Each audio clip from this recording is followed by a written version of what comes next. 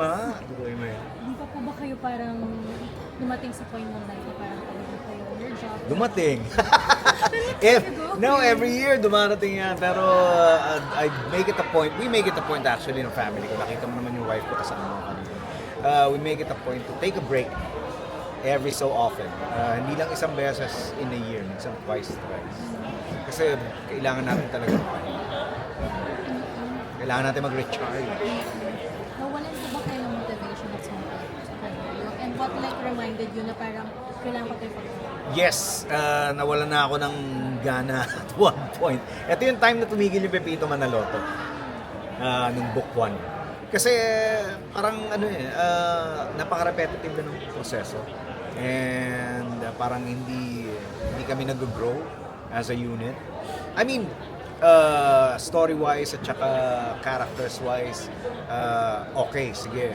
Audience, walang problema. Ratings, walang problema. Pero as a creative group, pagka pala wala kang pahinga,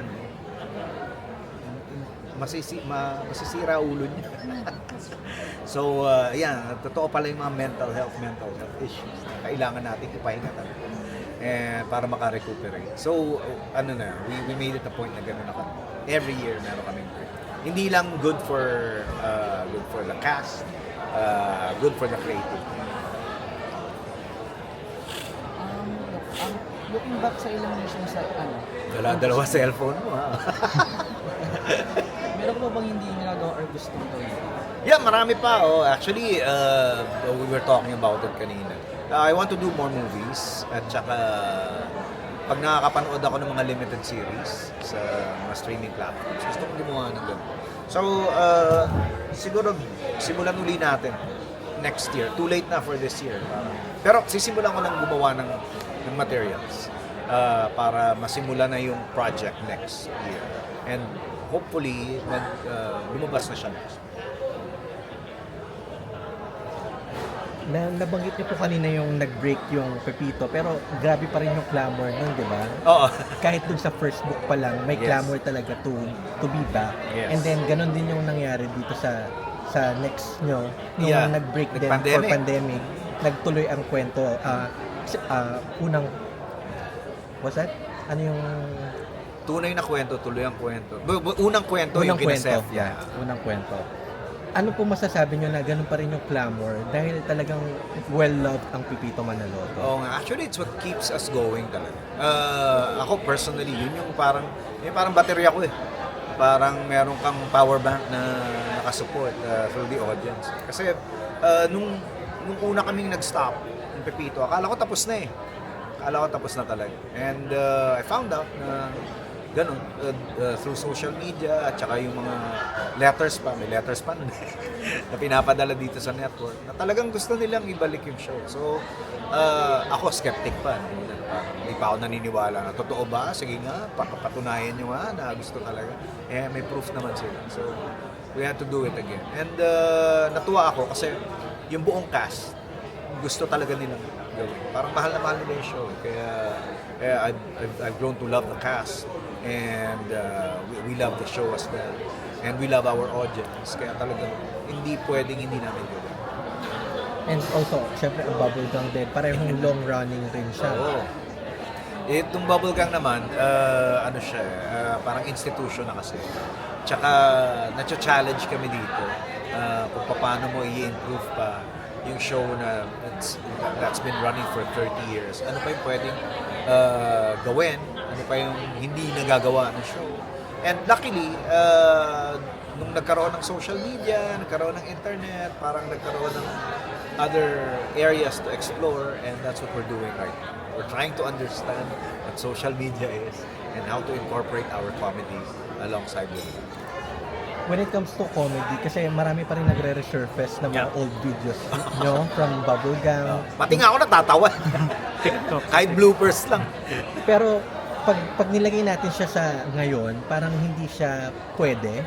Inappropriate, Oo, you mean? parang may Oo. mga ganong part na paano yung adjustments sa part nyo bilang creative ng Bubblegang to make sure na hindi makakapag-pick ng Yeah, I believe it's a self-censorship kasi matagal na namin ginagawa yan.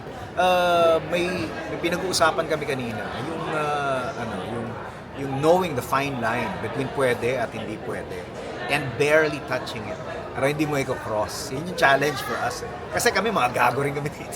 Yung mga writers namin, gago, syempre. Ang gusto mo, maging extreme. Kasi hindi ka pag-uusapan kung hindi ganun ka siraulo yung content mo. Minsan, maraming ang mga content creators dyan na bastos, nagmumura, pero ang dami nagpa-follow, nagbo-boom siya sa nagba-viral siya. Pero kami, hindi naman namin pwedeng gawin yun dahil sa mainstream kami. So we have to find that fine line and just barely touch it but never cross it. So, itong self-censorship na ginagawa namin, matagal na. And I would say na through the years, mas natutunan pa namin dahil well, minsan dahil sa pleasant na mga pangyayari, minsan unpleasant. Like, nababash kami at nadedemanda kami. Papatawag na NTRCB. Kaya nga diba? Ayaw naman namin na gano'n ang mangyari. As much as it will create controversy, it will create buzz, kung in a negative way naman, parang hindi naman maganda. Tsaka yun ang hirap nga ngayon. Parang, yun, binanggit ko kanina. Kailangan patigilin mo o patahimikin mo yung yung talino mo para hindi ma-offend yung mga hindi matalino. Last for me on that topic, kasi yung shift from Friday to Sunday, nagkaroon ba ng adjustment? Kasi dati late night, parang mas pwede mag-push ng mga ganitong topic, pero ngayon na mas maaga siya, parang dapat hindi pwede. I don't think it mattered at all kasi kahit naman late night ka na dahil nga sa pagbabago ng landscape ng mga tao, ng audience natin, marami ka pa rin hindi pwedeng gawin. 'Di ba? Kagaya na sinabi mo, yung mga luma naming content noon, hindi na pwedeng gawin ngayon. Although syempre, may time frame naman yun, kaya minsan mapapalusot mo na. Hindi pa ganun ka-sensitive ang mga tao. Pero I don't think nagkaroon ng ganung kalaking epekto yung paglipat ng time slot. Kasi ano na ngayon on demand na ngayon Pwede mo nang panoorin anytime yung content na gusto mong panoorin. So, it doesn't matter kung pang late night ka o pang hapon. Pwede mong panoorin siya late night din. So, anong oras at kahit saan.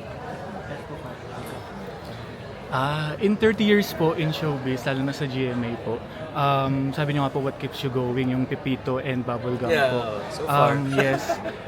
May dream guest pa po ba kayo na hindi niyo pa nag-guess sa Bubblegum or sa Pepito in run? Siyempre yung mga nasa ABS-CBN dati na hindi pwedeng lumabas sa GMA. Yun. Pero ngayon nga na medyo na-break na natin yung wall, parang pwede na. And you'll be surprised dahil itong anniversary namin is a good start para sa mga bagay na gano'n. So kaya abangan nyo, panoorin nyo. May makikita po ba tayong It's Showtime host or taga ABS? Definitely. Oh my God. Yun po yung Hindi ko na sasabihin kasi pero definitely. Yeah. I've heard din po and I've watched interview ni Ogiel Casid po na may concept daw siya na Yaya and Angelina movie na parang gusto rin po niya Sequel? i-push. Yes, sequel po. Pero in a dramatic way daw po. Kung ano po nangyari kay Angelina and Yaya. So, any chance po na in-talks din po and Yeah, magawa anything po? is possible. Kapitbahay ko yun Every time na may idea siya, nasabi niya nga sa akin yun. And we're in talks for anything na possible when it comes to collaboration. Basta ang problema lang namin madalas yung time Kasi minsan mag-golf nga, hindi namin magawa pareho dahil pareho kaming busy. Yayayain niya ako, may gagawin ako. Yayayain ko siya, meron din siyang showtime. So parang, it's just a matter of time.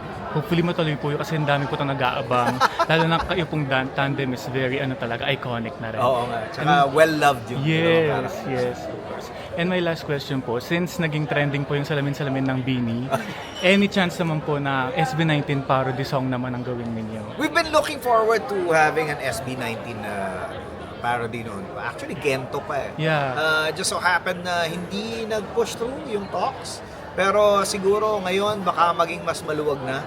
And we'll see. Palagi naman kaming open for ganyan. Siguro, especially kung SB19 ang request, I would think na hindi namin tatanggihan talaga yan. Pero, we're coming up with other parodies. Naka-line up pa rin sila sa amin. hopefully mag-guest mo rin sila sa Bubblegum Sana kasi nga, oo. nakakatawa din sila. Kasi yung Bini, pangarap namin ma-guess. Yeah. Kaya lang, hindi nangyari. So, next time. Cross our fingers. Again, Appear lang congratulations. nila sa All Out Sunday, so talagang mas possible na siya. Oh, okay. Thank you po. Thank you po. Salamat din. Salamat.